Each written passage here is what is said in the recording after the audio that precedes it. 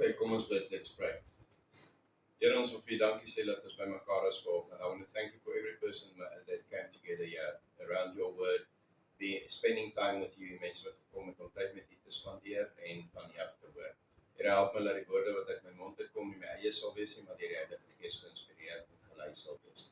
Maar help ook die hoorders, laat dit op ons harte sal val nie ons gedagtes nie, Vader, dat dit deel van ons lewens sal word en ons dit sal doen, Vader. As daar iemand nie is nie, vir 'n goeie rede, siekte of ietsie, bid ons dat U hulle sal genees, lei en veilig hou waar hulle is. En dankie dat U saam met ons is elke dag. Dankie vir U genade, Vader, dat ons nooit genoeg voor dankie sê nie. I want to pray all of this in the precious name of Jesus Christ, our Lord and Savior. Amen. Ek sit al die laaste paar weke, ek het 'n paar elke Sondag genoem, maar dis ietsie wat die Here nou baie met my deel. It's something God shares with me a lot, is, onthou ek het gesê, jy gaan nie na, as jou kar stikkend is, vat jy hom nie na 'n persoon wat brei toe nie, okay? Jy gaan nie na, okay, ek gaan nie dokters toe nie, ek het net een dokter, hy sit in die hemel, maar ja, obviously, as jy 'n dokter nodig het, as iets fout is met jou, gaan jy definitief nie na 'n mechanic toe nie.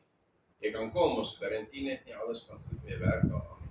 But you always look for the perfect person who's got a history, who's got the knowledge, en wat die agtergrond het wat vir jou kan sê, ek weet waarvan ek praat. I know what I'm talking about.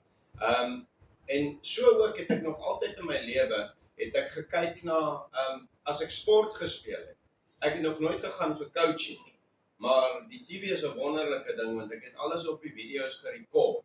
Nou rekord ek dit sommer so, en dan gaan kyk ek dit, en dan gaan doen ek dit, om te kyk of dit vir my werk. But if I want to, let's use an example that Jesus always spoke in parables. He met the people where they are. When he spoke to the people, he spoke about sowing and reaping, because they were farmers. So he met them where they are. Hy het hulle ontmoet waar hulle is. So hy het gelykenisse gebruik wat met hulle te doen gehad het. And they associated with them. En dan baie keer sal ek goed kyk, en as ek wil weet hoe om beter te serve in tennis, dan gaan kyk ek na die ouens wat volgens my die beste servers is. Ek kyk dit in slow motion, ek kyk dit oor en oor, ek kyk, julle het maar gesien aan rewind ek die goed, en dan kyk ek waar sy voet, hoe gooi hy die bal op, waar slaan hy die bal, hoe hou hy die raket. Cricket het ek presies dieselfde gedoen, rugby het ek presies, palle toeskop het ek naas Botha gekyk, wat doen hy, ek het Gerald Bosch se ou video's gaan kyk, so ek het alles geleer deur terug te gaan na iemand toe, wat volgens my op hy oomblik 'n kenner was, somebody that's reached the top, and that can say, I was there. Now, with the same idea in mind, met dieselfde idee, daar's so baie mense wat heroes het. Ek het groot geword, ek was mal oor Rambo, ek was mal oor Rocky. Ek wou net leer boks, sodat ek ouens kan uitslaan en nie goed doen wat Rocky gedoen het. Ek kyk baie Mike Tyson video's, ek dink ek sal sy hakhouer volmaak as ek dit nou kan doen, want ek's mal daaroor. Maar kyk sulke goed, om by die beste te sien hoe dit is. And that's the thing, if you want to be the best, you have to learn from the best, and beat the best. Jy sien, jy moet leer van die beste, en die beste gaan be. En dit is moet jou motto in die lewe wees. Maar daar is een persoon wat bestaan het. There's one person that existed that is the perfect example of everything. Hy is die perfekte voorbeeld van alles. Jesus Christus. Kom ek wys gou, hoekom sou almal in die Bybel nou nog oor hom praat?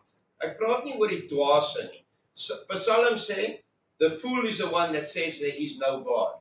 The fool is the one that acknowledges there is no Jesus Christ. So die Bybel noem jou 'n dwaas, nie die pastoor nie. So mense raak kwaad altyd vir die pastoor, lees net jou Bybel en sê jy ook kwaad raak vir die pastoor. Ek sal like om die argument tussen jou en God te sien, want jy gaan hom verloor. Enigiemand wat met God argumenteer, verloor daai fight. Ek het dit al baie probeer, glo my, jy gaan nie wen nie. Jy kan hoe slim wees. But Jesus Christ is a perfect example, and people are still following him and talking about him. And there's a part in the Bible that says, strive to be holy because I am holy. Die Bybel sê, wees soos ek. Dis wat Jesus gesê, dit was sy woorde. Hoekom? Want hy is die perfekte een wat kan sê, ek weet, ek is daardeur. Luister mooi na die geskiedenis van Jesus se ma is 'n jong meisie van 14 jaar oud. Hier kom God, sy is verloof aan Josef, né? Hulle is in die middel van hulle verlovingstydperk. Toe besluit Maria, sy gaan vir haar tannie kuier. Okay, in die eerste plek, ek wil hê jy moet vir jouself indink wat ek sê, en dink dit vir jou in as 'n movie. In realiteit, wat dink jy sou gebeur het, as jy dit meet aan vandag se standaarde met mense? Right, hier kom die engel en hy sê vir, Gabriel kom en hy sê vir Maria, jy gaan swanger raak. Ek gaan vir jou kind gee, maar die kind gaan nie 'n man sinne wees nie, dit gaan God sinne wees. Hy gaan die verlosser wees van die wêreld. Dis 'n voorspelling wat gemaak is 700 jaar terug deur Jesaja. Okay, so Jesaja, Dawid, almal het geskryf oor die koning wat kom uit die huis van Dawid. Okay? Nou onthou, Josef, Jesus se pa, kom uit die huis van Dawid uit. Hy's van die nageslag van Dawid. So alles het gebeur soos Jesaja gesê het. Hier word hierdie gultjie op 14 swanger. Sy gaan na haar tannie toe. Hier kom sy terug met 'n helse boepens. Nou wat dink julle? Nie vandag nie. I'm not talking about today, where abortion is legal, where they can kill babies, waar swangerskap of homoseksualiteit of al daai goed nie meer 'n sonde is nie. I'm talking in the biblical times where the law was, if you slept around without being married, wat was met jou gedoen? You were taken outside the town, not inside, because you can't disinfect the town with your sin, and your blood does not flow onto the ground inside the town. So hulle vat 'n buitekant die poorte, en wie moes die eerste klip gegooi het? Haar ma en pa. The direct parents, she wasn't married yet. They said Joseph had a stone to stone her. Joseph het ook 'n klip gehad wat hy nie gegooi het nie om haar te stenig nie. Almal wou haar stenig toe hulle hoor sy swanger. Imagine dit. Jy's 14 jaar oud, jy's swanger, jy weet jy het niks gedoen nie. Het jy al getraai en tye in jou lewe goed verduidelik as jy weet jy het niks gedoen nie en jy word nog steeds sleg behandel? Jy word nog steeds beskuldig, jy kry nog steeds attitude en sulke goed. En jy weet jy het niks verkeerd gedoen. Het jy al? Ja. Charmaine, jy nie? Ek dink ons baie, hè? Ek wil hê julle moet mooi luister na Jesus se storie. Dis kom Jesus die perfekte voorbeeld is. This is why Jesus, nobody could kill his example. Up to today, niemand kon dit doodmaak nie. Jesus kom uit 'n huis uit, voordat sy nog swanger geword het. Onthou Jesus se nageslag in Matteus 1. Daar's 'n hoer daar. Dis sy ouma. Daar is mense in wat alles verkeerd gedoen het in die Bybel.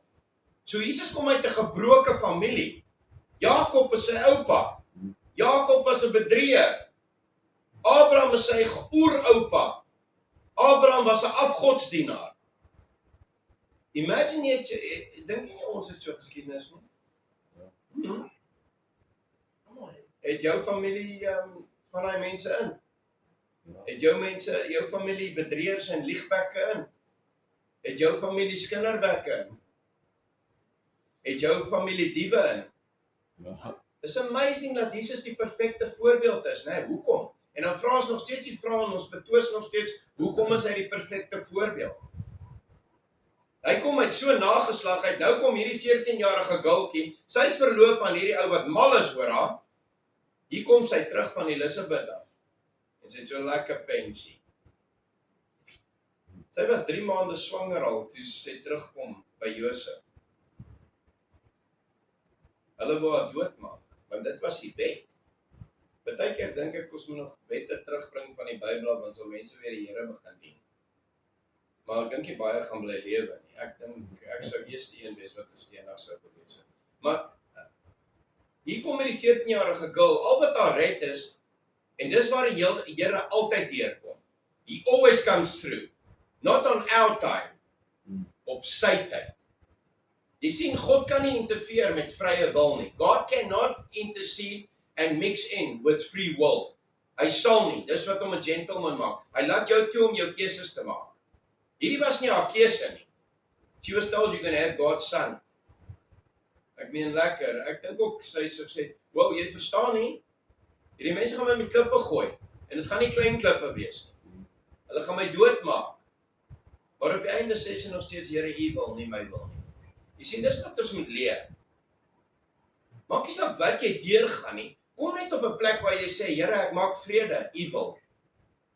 Want as ons gaan aanhou fokus op alles wat om ons aangaan and what's happening in this world, we're going to stay negative and that's going to cause us to be everything except healthy.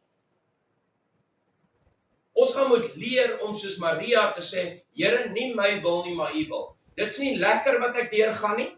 Ek like nie wat ek nou deurgaan nie. Wat dink julle was Maria se gesprek aan haarself? Van Elisabeth af terug na haar tuisdorp toe, na Josef en sy amale toe. Pregnant. So last thing she needed in her life. Wat dink julle het sy gedoen? Dink julle sy het al die pad nee, die Here is my herder, niks om my ontbreekie, liedjies gesing vir haarself. Nee, ek dink sy het ge-worry. Sy het gestres. Het jy al nonsens aangejaag, dan moet jy die waarheid praat, hoe moeilik is dit dan om uit te kom? Het jy sien hoe langer jy vat, hoe moeiliker raak die waarheid? Ja, wat se waarheid kan sy vertel? Presies, wat gaan sy sê? Presies, dit wat gesê het. En wat dink julle was die gesprek toe sy daar kom? Tussen Josef en haar. Wie's die ou? Ek zweer, moenie vir my vertel, Josef was op daai stadium, dis kom die engel aan hom moes verskyn. Want God het gesien, hierdie laaitjie gaan nooit self dit klik nie. Hoekom moet God partykeer met ons praat? Deur 'n preek, deur 'n pastoor, deur 'n TV, deur 'n boodskap. Want God besef, hulle gaan nooit self luister wat ek vir hulle sê nie. Laat iemand anders maar sê, miskien luister hulle dan. Ek preek baie keer oor goed en my vrou luister nooit vir my nie, maar as Derek Prince het sê, dan luister sy. Ek het dieselfde goed gesê, maar net so terloop, dit is maar net pudding. Maar, jy sien, die ding is hier kom die girl, en ek sweer, ek sit baie keer en dink myself in daai posisie van daai persoon. Weet jy wat, ek doen dit ewen met mense vandag wat besig is om verkeerd te lewe heeltemal. Ek kyk na hom en dan dink ek ook, waar het verkeerd gegaan? Waar het jy die bus gemis? Want ek het al baie die bus gemis. So ek try van my agtergrond af kyk, as iemand wat al was. Nou kyk ek na Jesus se voorbeeld, en Jesus se hele lewe moes 'n challenge gewees het. Want toe sy vir Josef gesê het, ek is swanger, maar is God se seun. Hallo, gaan enige van julle dit glo as jou dogter na jou toe kom en jy sê, ek is swanger, maar die Here het my pregnant gemaak. Hoe klink dit? Niks wat God doen is logies nie. Luister mooi wat ek sê. Dis hoekom hulle dit 'n wonderwerk noem. Dis hoekom Christene koekoes is. Jy gaan nie eens 'n prakties hê. Presies. Wanneer die wêreld vir jou iets sê om dit te doen, dan gaan jy na die Bybel toe. Hel, die Bybel sê vir jou, bid vir jou vyande. Ek sal like om hom te vang. Ons het nou daaroor gepraat. Ek sal like om hom te vang. Ek sal die blikskottel sjok, sodat niks meer styf kan word op hom nie. Al sy spiere sal platval. Maar dan sê die Bybel vir jou, bid vir hulle, vergewe hulle. Dis hoekom Christene koekoes is. As jy as 'n Christen word, kan niemand jou verstaan nie. Want jy vertel vir almal, yes, ek gaan deur 'n moeilike tyd, maar dan smile jy daaroor. Why? Because you got to a point where you say, Lord, your will, not mine. Here, U wil nie myne nie. Ek kan niks daaroor doen nie. Hoekom gaan ek daaroor stres? Gee dit vir die Here, laat hy dit uitsort. Maar wat doen ons? Sê my gou ietsie, het enige van my drank my gehelp met my probleme? Het enigiets wat jy gebruik jou gehelp met joune? That's why Mary said, Lord, your will. Jesus op die kruis het hier Maria se woorde ge-echo. Jesus in die tuin van Getsemane het sy ma se woorde ge-echo. Here, U wil, nie myne nie. So imagine maar net, hierdie girltjie vertel haar verloofde, ek dink nie hy was baie impressed nie. Tot so mate dat God weer 'n engel moet stuur, om vir hom te sê, weet jy wat, daai kind is deur God gegee. Hierdie vrou het niks verkeerd gedoen nie, sy naam sal Jesus wees, hy is die verlosser van God se mense. Toe moes Josef besef, hoor hy, sy het nie gelieg nie. Ek like dit altyd as mense verkeerd bewys. Okay, baie mense sê nie sorry en hulle is net te kinderagtig om sorry te sê. Maar ek praat van, dit is altyd nice as iemand kom sorry sê. Jy kry so gevoel in jou. Oh Lord, you good. Jy moes met daai een gepraat het, hy wou nie luister vir my nie. Jy sien, dis wat hier gebeur. Verder, gaan ons verder. Dink julle Jesus het 'n maklike lewe gehad om te hoor, luister gou, hoeveel broers en susters het Jesus gehad? Hoeveel van julle weet dit? Ek het mense al gehoor wat sê, hulle weet nie as hy het broers en susters gehad nie, luister. Is hy nie die seun van die timmerman nie, sy naam van sy moeder nie Maria, en die van sy broers, Jakobus, Joses, Simon, Judas, en sy susters nie, hulle sê nie hoeveel susters nie. Ja, 6. Dis ten minste 6, minimum 6. Maar die interessante ding is, ek glo nie vir een oomblik, dat toe Jesus 'n jong lad was, tot op die ouderdom van 12, 13, het hy nie moeilikheid gehad. Kom ons gaan 'n bietjie terug. Wat het met Josef gebeur? Omdat hy gesê het, God het hom geroep. Wat het sy boeties met hom gedoen? Ja, dat In die put, verkoop hom, sien hom nooit weer nie. Wat dink julle het met Jesus gebeur, as almal rondloop en sê, hy is die seun van God? Wat dink julle het gebeur? Dink julle al die kinders was nice met hom? Ek dink Jesus wat die beginpunt van die bullying. Hulle het hom goed geboelie. Hier word Jesus ouer, en een ding wat Jesus ons ook moet leer, hoekom hy die beste voorbeeld is, Jesus het nie kerk gemis nie. Dit was wet in hulle tyd, miskien moet die wet terugkom. Dit was wet in hulle tyd dat mense elke Sabbatdag kerk toe gegaan het. Hulle wou nie uit die kerk uit bly nie, want hulle geweet was deel van die wet. Dis net nog iets wat ek wil sê. En dit is, as ons sê, ons aanvaar Jesus verlosser en saligmaker, en die Bybel sê ons moet hom gebruik as voorbeeld, hoekom doen ons nie alles wat hy ons wys? Jesus oral waar hy gekom het, Jesus kies vir hom chommies. Wat doen een van die chommies? Verraai hom, verkoop hom. Het jy al so gevoel met party van jou vriende wat jy oor die lewe gehad het? Het vriende jou al in die rug gesteek? Teleurgestel? Kom ek vra nog iets, het jy al ander teleurgestel? Ons is 'n goeie geselskap, né? Hoekom dink julle is Jesus die beste voorbeeld? Jesus kom ewen op 'n party, waar hulle gaan suip. Nou onthou ek het 'n woord gebruik, Jesus was so Samson, en baie ouens in die Bybel, 'n Nasareer. 'n Nasareer was iemand gewees wat nooit hulle lippe aan drank gesit het. Hulle kon nooit drink nie. Jesus kom op 'n party, en die wyn is klaar. Ek vra altyd vir die Here, hoe preek ek die mense moenie drink nie, maar jy maak wyn? Maar okay, daar's 'n verskil tussen wat ons in die rakke koop en wat hulle gemaak het in die Bybelse tyd, 'n helse verskil. Maar hier kom hy en hy maak vir hulle wyn sodat hulle die party kan geniet, maar self doen hy dit nie, gebruik hy dit nie. Die een ou wat dit gemaak het, gebruik dit nie. Klink dit 'n bietjie skynheilig eintlik. Dis 'n contradiction. Ou wat nou die preek luister dan sê, maar ja, dit is mos nou verkeerd. Jy sê dit is verkeerd, maar hy maak dit en dan drink hy nie daarvan nie. Ja, maar elke ou gaan die Bybel interpreteer soos hy wil. Maar verder in die tyd en gaan Jesus, hy word deur sy chommie verraai, hy word in hegtenis geneem. Jesus staan terwyl hulle hom beskuldig. Ek dink dis ietsie wat ons kan leer. Terwyl hulle Jesus beskuldig, bly hy stil. Herodes bring aanklagte teen hom. Sy eie mense, die Bybel sê, in Nasaret, sy eie tuisdorp, het hulle hierdie woorde gesê. Maar is hy nie die timmerman se seun nie? Is sy ma nie Maria nie? Is sy boeties nie hierdie nie? Is sy sissies nie die nie? Volgende woorde kom uit hulle mond. Wie's hy om ons te vertel?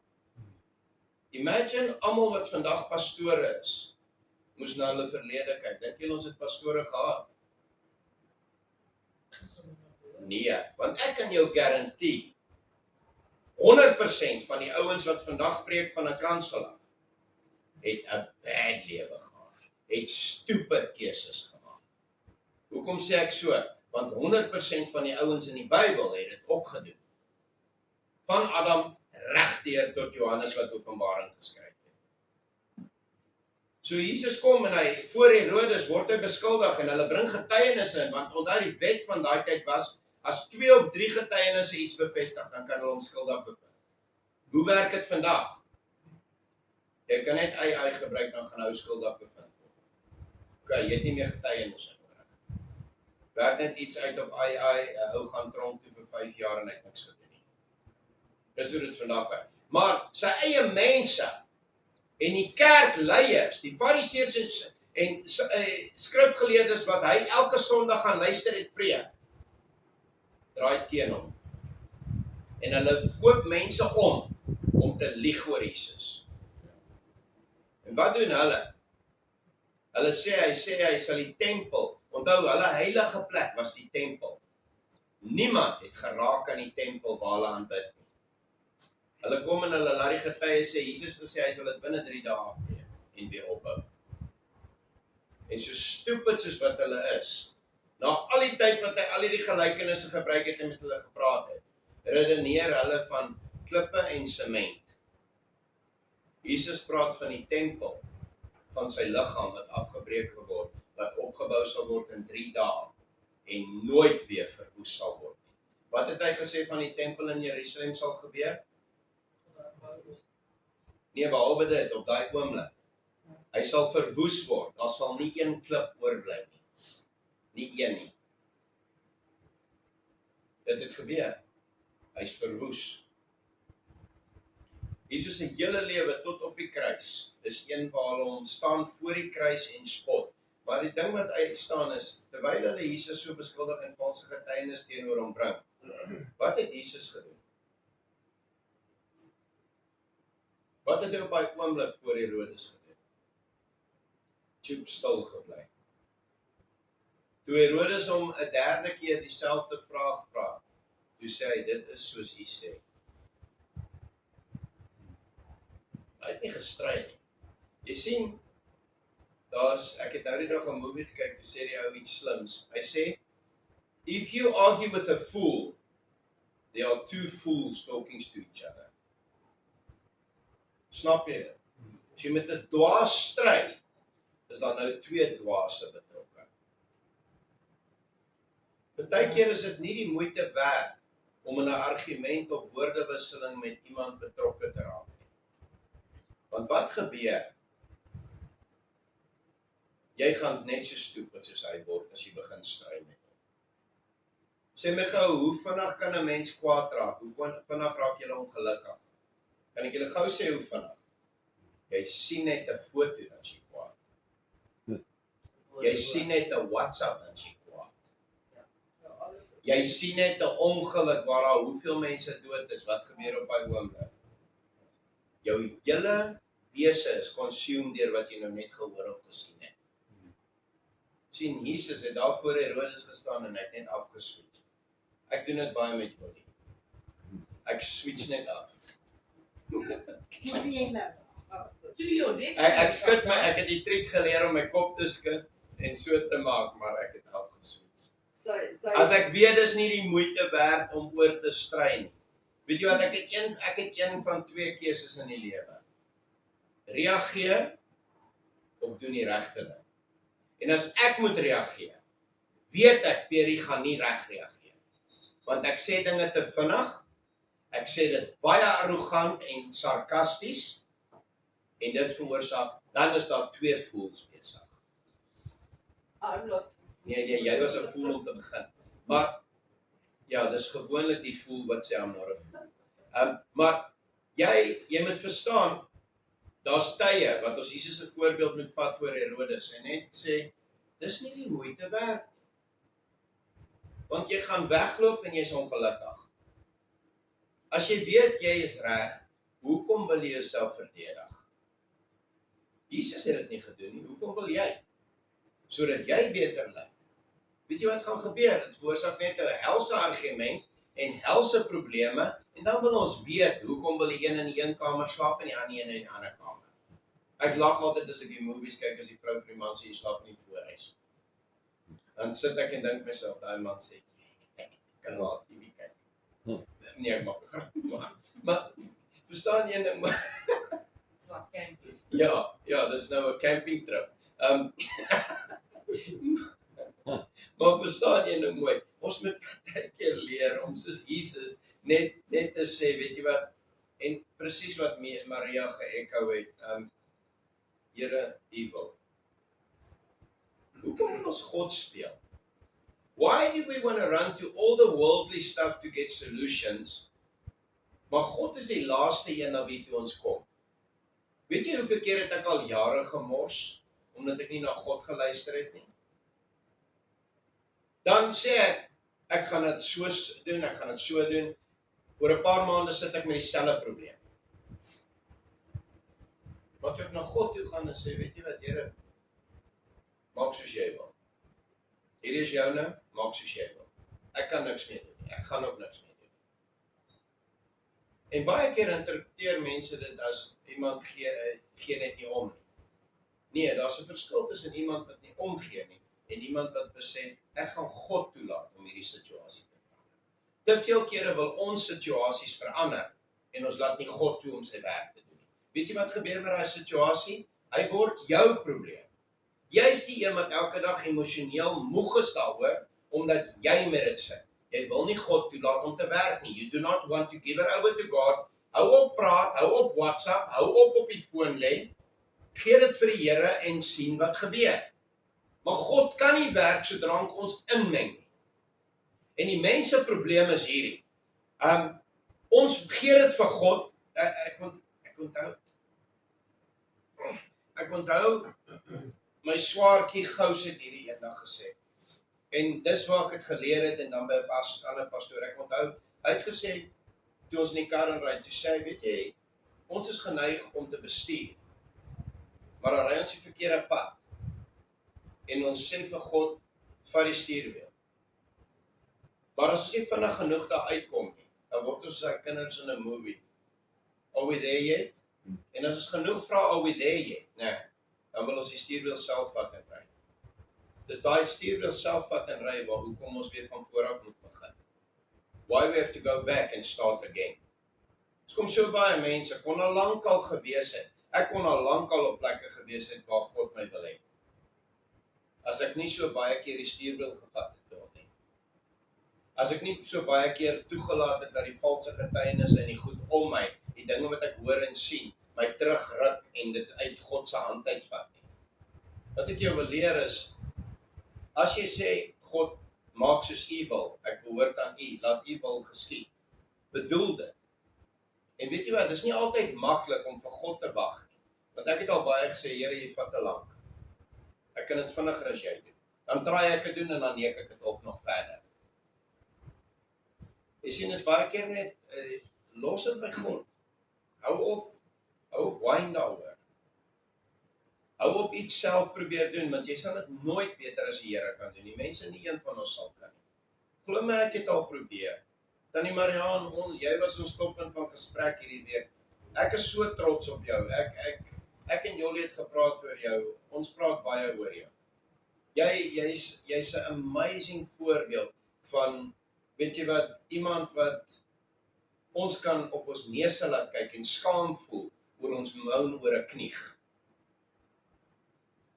Ek kan deur hierdie goed kom, omdat ek kyk na iemand soos jy. En ek kan jou een ding sê, jy's 'n amazing vrou en die Here dink dit op. Ek weet nie wat jy skelm verkeerd doen nie, ek wil ook nie weet nie, is tussen jou en die Here. Die mense se skelm sondes het niks met my of jou te doen nie. Dis hulle storie.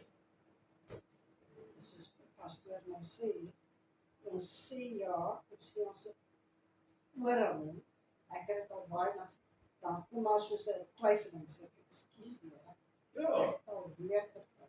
Weet Tannie Mariaan, kom ons wees realisties. Tannie Mariaan, met Tannie se situasie, wat kan Tannie doen om dit te verander? Ek staan net aan daarvoor. Ons bid vir jou vir 'n wonderwerk. Ons bid vir jou vir 'n wonderwerk wat ek jou garandeer jy gaan kry. Hier of daar. Ek sê, Hier of daar. dis Jy sien, meeste mense wil die wonderwerk nou hê en hier. En dis hulle probleem. Ons het fokus verloor oor God se belofte. God se belofte gaan nie oor nou nie. Hy sê hy wil nou na ons kyk, hy wil ons nou sien, hy wil ons nou gesond maak, maar hy weet ook ons lewe in 'n stukkende en gebroke wêreld. We live in a sinful and broken world. Sy belofte is die einde van hierdie. Ek het vir iemand gesê gister, toe sê hulle my, hoekom gaan jy, dieselfde wat JJ nou met my bespreek het, toe sê hulle my, hoekom gaan jy nie laat hulle dan iets doen aan jou nie? Toe sê ek het die belofte. As die Here dit nie nou wil doen nie. Ek weet baie mense stem nie saam met my nie. Baie like my nie, baie skinder agter my rug. Ek weet van familie wat geskinder het agter my rug, hoe ek my kinders groot gemaak het, man. Ek weet baie sê vir my, ja, maar jy moet dokter toe gaan, jy moet die. Ek gaan nie. Hou op. Ek gaan nie. I will die like this. En weet jy wat is die amazing ding waarop my fokus is? As ek in die hemel kom, papi, ek gaan lekker rondhardloop. Ek gaan 2 nuwe knie hê. Ek gaan 'n nuwe rug hê. So ek gaan nie die elke dag sanik en worry en moan oor wat ek nou deurgaan nie, want ek weet die belofte is myne. En ek gaan afsluit met hierdie vers. Hierdie is amazing. Luister mooi na hierdie vers wat ek lees. Ek wil net hê jy moet hierdie hele preek en die hele fokus bring na hierdie 2 verse toe wat ek nou vir jou gaan lees. Toe ek dit lees, en dink ek, wow, God, jy's goed. Luister gou hier. Dis God se plan vir ons toekoms. Is jy deel daarvan? Die seun van die mens sal sy engele uitstuur en hulle sal uit sy koninkryk bymekaar maak, al die struikelblokke en die wat die ongeregtigheid doen. En sal hulle in die vuuroond gooi. Daar sal 'n geween en 'n geknars van tande wees. God se belofte is hierdie. Daar kom 'n tyd, daar kom 'n plek waar ons nooit weer gaan probleme hê. Jy sien, as jy begin fokus op hierdie belofte waar die Here sê, niks wat negatief en lelik en sonde is, sal in sy teenwoordigheid bestaan nie. Dit gaan in die hel wees. Jy sien hulle het nou, is gewoon in die Bybel, Jesus as hy praat, en God as hy praat van die duiwel as 'n dief in die nag. Weet jy waar werk die duiwel die beste? Hulle het nou by hulle gesteel vanoggend. Hoekom dink jy kom skelms meeste van die tyd in die nag? Selfe karaktereienskappe as die duiwel. Die duiwel kom in jou duisterste tye, kom hy en hy val jou aan. Wanneer is jou duisterste tye? Wanneer jy nie meer die lig het nie. Jesus is die lig. Wanneer het jy gevoel op jou swakste? Wat is die eerste ding wat die duiwel doen as jy deur 'n probleem gaan of iets? Hy sonder jou af. Is ek reg? Of is dit net ek? Jy is nie meer lus vir mense nie. Jy wil nie iemand bel nie, jy wil nie met iemand praat nie, jy wil naderhand nie meer eet nie. Jy gee op. Is die Bybel nie amazing geskryf nie? Die duiwel kom om te steel, slag en verwoes. Ja. Eerstens kom steel hy jou vryheid om tussen mense te wees, om te wees wat God wil hê. Hoekom sê die Bybel vir jou, the joy of the Lord is my strength? Nie jou joy nie, the joy of the Lord is my strength. Kry jou vreugde in God. Jy gaan dit nooit self kan doen. Maar die duiwel is soos 'n dief, hulle kom in die nag. En dis wat die duiwel doen, wanneer jy op jou duister tye is, dan kom hy na jou toe. As jy nie vol van die Heilige Gees is nie, en nie tyd spandeer nie, ek het nou die dag met Jolly gestry en toe besef ek, sy is eintlik nogal heeltemal reg. Sy het al oomblikke waar sy ver en wyd verspreid reg is, maar hierdie was 'n amazing revelation oomblik van haar. Waar sy het my gesê, hoekom as jy nie deur die nag nie kan slaap nie, kom sit jy, ek doen dit wel, maar nie genoeg nie. Kom lees jy nie die Bybel nie. En ja, dis die waarheid. Hoe kry jy die donker weg? Hoe jag jy die duiwel weg? Gebruik die lig. Hierdie besef ons nie hoe helse spotlight hierdie is nie. Die duiwel lyk om niks. Hoekom dink jy Jesus elke keer wil die duiwel hom op die berg vertel het, ek gee jou hierdie koninkryk, spring af en die engele sal jou dra. Wat het hy gedoen? Wat het Jesus gedoen elke keer wat die duiwel hom versoek het? Woord gebruik. Sy woorde was daar staan geskrywe. Ja. Hoeveel keer doen ons dit? Hoeveel keer as jy nou, as jy 'n probleem deurgaan, gryp jy jou foon, of gryp jy jou Bybel? Stuur jy messages vir almal? Of kla oor alles? Of sê jy ook soos Jesus, ons voorbeeld, daar staan geskrywe, dit wat ek nou deurgaan, gaan nie vir altyd hou nie. Dit gaan my ietsie leer, en ek gaan sterker uitkom. Jy sien, as die duiwel jou kan kry, op hierdie oomblik wys die Here dit vir my. Toe ek dit sê, toe wys die Here vir my. Nou is daar mense wat sê, maar ja, soos ek, ja, met jou rug. Jy moet 'n keuse maak. Of jy glo God 100% of jy glo hom glad nie. Maar God sê 'n lou gerusting, spoeg hy in die vuur. Hy lyk nie louheid nie. God lyk nie louheid nie, hy gaan ook nie in die hemel louheid aanvaar nie. 100% of niks. Weet jy wat het Jesus gedoen? 100% gegee. Tot die einde. Hoekom is van ons nog getroud? Wel, ek gaan dit antwoord. Want, jy weet, ek luister, kyk 'n movie. Ek kyk baie keer movies net om boodskappe te kry. En die ou tannie sê, as daar liefde is, kan enigiets oorkom word. Hoekom dink julle sê hulle noem hulle God liefde? Hoekom dink julle is julle nog saam? Na al die fights, na al die argumente. Wel, ek en Jonnie moes mekaar al lank al doodgemaak het. Ek wou die ding al trap soos 'n bicycle, man. Sy wou my al verwrig terwyl ek slaap. Hoekom is ons saam? Dit het niks met ons te doen nie. Luister mooi, dit het niks met my en Jolanda te doen. Dit het te doen met die liefde wat God uitgee. God se liefde oorbrug alles. Want nou bly daar net een ding oor, die liefde. Dit bedek alles, glo alles en dit hoop alles. En niemand sal dit ooit kan verwoes nie. Loop, ek dink my kinders sit baie keer en hulle dink, ons weet nie hoe die twee nog saam is. Ek weet nie eens hoe nie. Ek is flabbergasted, ek weet nie hoekom ek nou gebly het nie. Ek weet nie hoekom sy by my gebly het nie.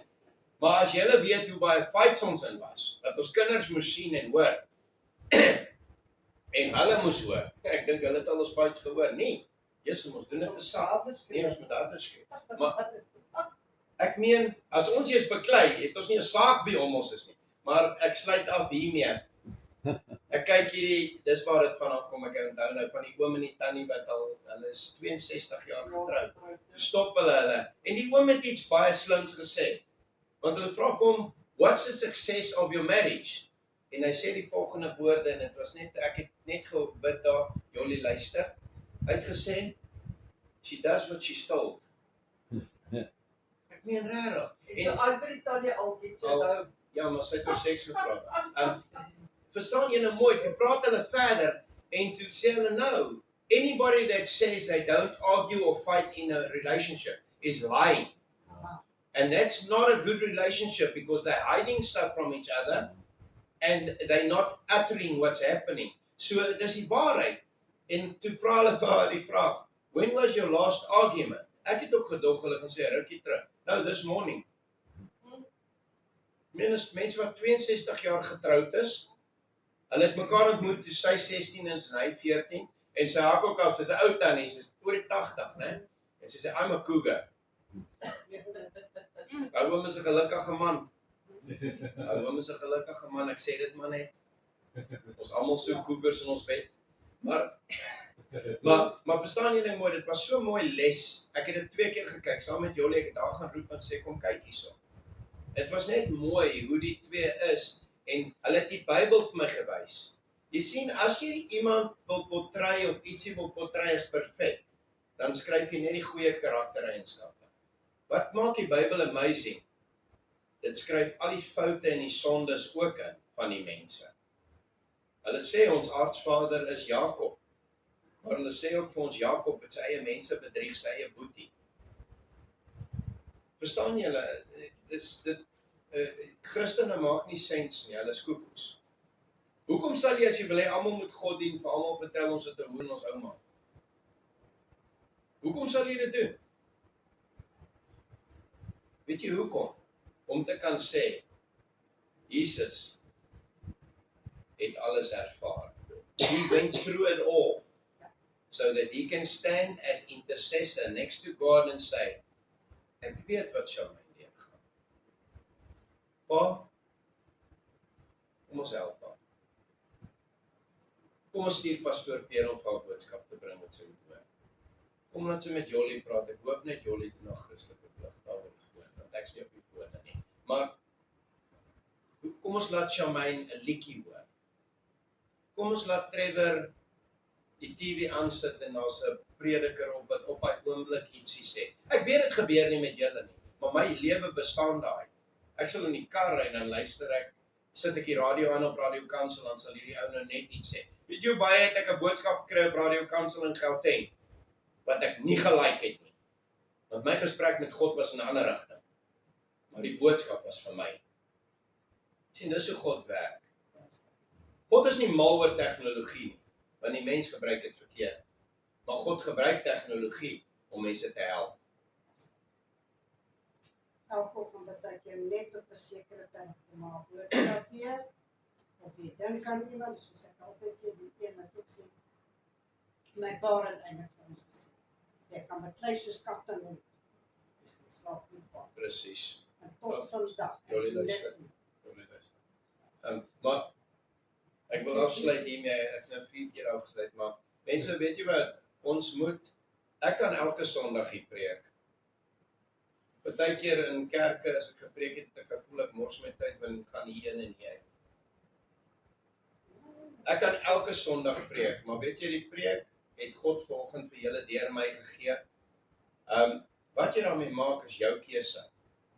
Maar ek kan jou een ding sê, partykeer raak ou moeg vir jouself. Want jy dink, weet jy, ek is stupid. Wie is verantwoordelik vir my geluk?